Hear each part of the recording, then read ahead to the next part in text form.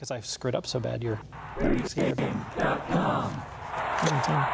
Pregame.tv, Steve Fezzik with Scott Spreitzer talking about how bad I can screw up, and I can screw up with the best of them. Let me tell you, probably screw up on this video. We're talking teasers. Before we go to teasers, let's talk about basic strategy in teasers. We don't tease college football. If you're a handicapper and you give out college football teasers, you could be the best handicapper in the world, and I just can't promote you, even though you're probably still going to win because you're so good. Because just bet them straight and you'll win more. The 6 points, bottom line, just mathematically aren't worth it. But in the NFL, they are, especially when you can do a two-team 6-point teaser, laying minus $1.20 or less, and tease a game you like already through the 3, through the 7. You want to capture both of those key numbers. You can lay in a 7.5 down to 1.5. You can take a +2 up to +8. Along those lines, I am looking at 2 games to tease: the Cincinnati Bengals, who are currently a 7-point favorite, which I think will go higher against Carolina.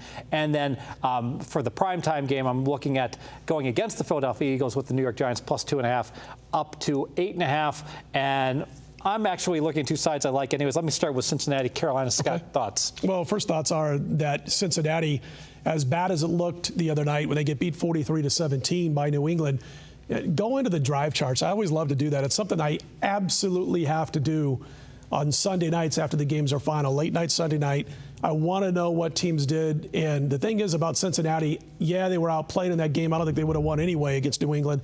They had 3 turnovers in that game. The good news is none of those 3 turnovers were Andy Dalton interceptions. They were 3 fumbles. The other thing is, when you see one team out gaining another, look at the yards per play over the amount of yards.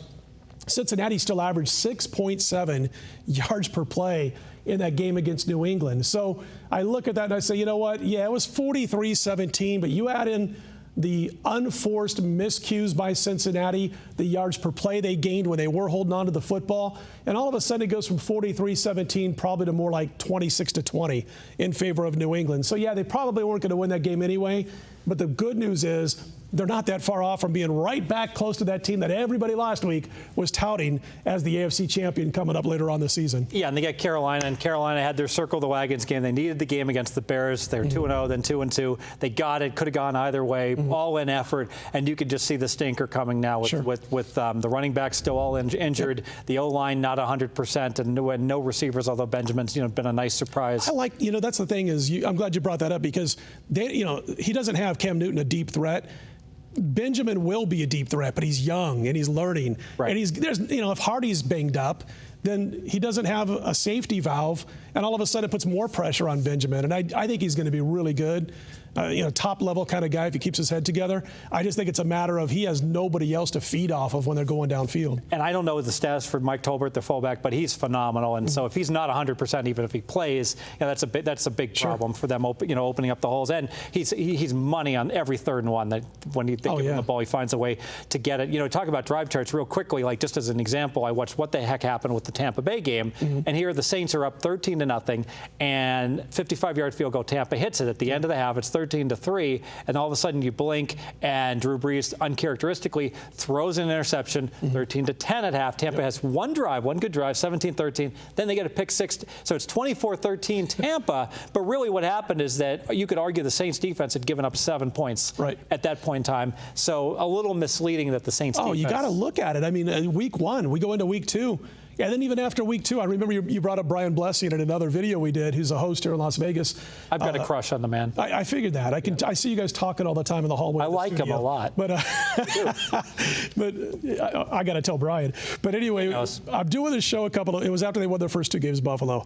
And he's driving in. Now, this guy's the biggest Buffalo Bills, Buffalo Sabres homer you're ever going to find. Good guy. But anyway, I'm doing the show, and I said after the first 2 weeks, the Buffalo Bills are doing it with mirrors. Now, he's going in to do his show as we're getting off the air. Studio, he's like almost purposeless. He's like late to do his own show because he wants to bust my chops for saying his Buffalo Bills were doing it with mirrors. And I had to explain to him, I go, because E.J. Manuel is the quarterback this week, or last 2 weeks now, with Kyle Orton last week and this week. They're a different football team. And I don't know why I got off track here and started talking about the Buffalo Bills and Brian Blessing. You're talking to me, and I knew. But I want to get off track. But I wanted to mention real quickly about Carolina.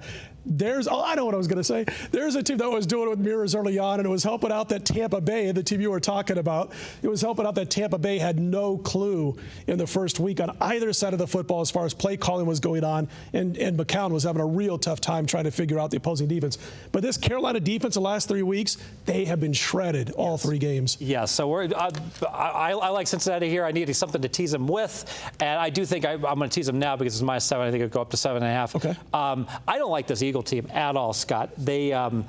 How'd they get behind 17 points to Jacksonville? That's horrendous. And then that almost went down 10 to Washington. Yeah. The Redskins are showing their colors. San Fran not as good as expected. Phony win at Indy. You add it all up. This Eagles team, I don't think they're the best team in the division. Yeah, their defense leaves a lot to be desired, and now they got to face this New York Giants offense that has gotten it together over the last. It started in the first half of their second loss. Eli Manning, it might have been into the third quarter also, but he starts 19 for 23, and then things kind of fell apart, and they lost that second game. Well, since then, he hasn't lost anything, and then they've been just fine. And now they got a couple of, Beckham, for instance, Odell Beckham. They've got speed at certain positions they didn't know they had when they started the season. Maybe the offensive coordinator knew, and that's why he did this type of offense. But against Philadelphia, boy, if they don't shore things up defensively, Steve, they're going to have a real tough time against this offense. And I got to give the Giants a lot of credit. I lost going against them last week, and not only at pregame, but my own bet. Also had them in the Super Contest, where I go 3-2, but one of the losses was the Falcons.